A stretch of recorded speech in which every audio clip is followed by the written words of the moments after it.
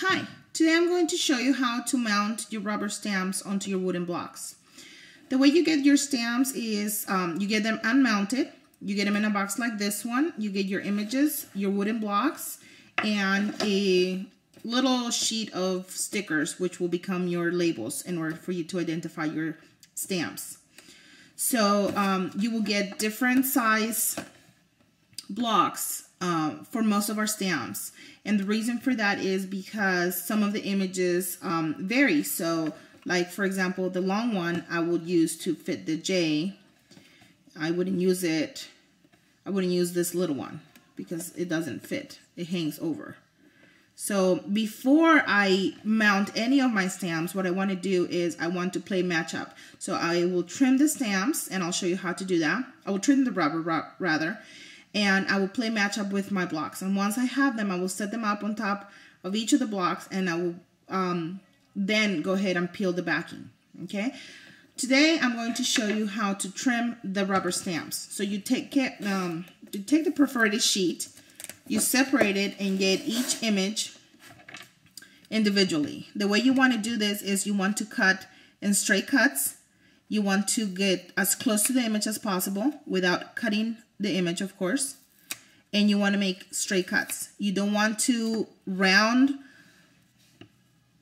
the cut like you would cut paper, for example. You know how when you're cutting a circle, you tend to move the paper along. Don't do that. The reason for that is because you make the rubber, the foam part rather, uneven at the bottom, and therefore you won't be able to ink up your stamp evenly.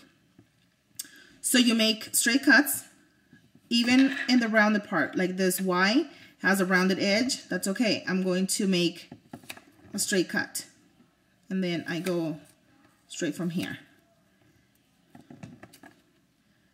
And I go as close to the image as possible. And the reason why I want to go as close to the image as possible is because I don't want to pick up any extra ink onto the rubber. So I want to have the least amount of rubber exposed.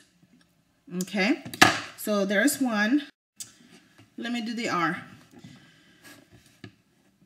So again, I take the scissors and I make straight cuts, even in the rounded part.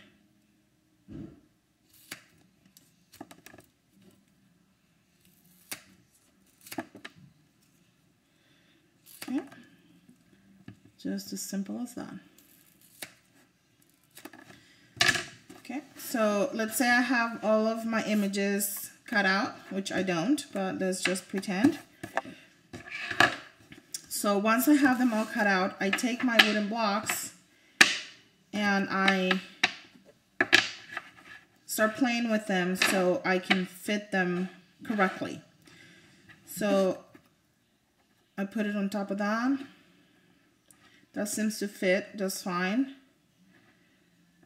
Obviously my longer letters will go onto the bigger, longer block. Okay. That would obviously be too small, so that will be for another letter, such as the I perhaps. Okay. And that's how you do that. Okay, on my next video, I'm going to show you how to work with a double mounted set. Stampin' Up has a lot of double mounted sets, and so I'll show you how to do that. In the meantime, if you want to email me, go ahead and do so, and I'll try my best to answer any questions you have. One other note I want to tell you about is the scissors that I use. They come with the starting kit, and they're absolutely fabulous. If you are not interested in purchasing the demonstrator kit to become a demonstrator, that's okay. They're still in our catalog. And email me with questions on how to order these. Okay? Thank you for joining me. See you later.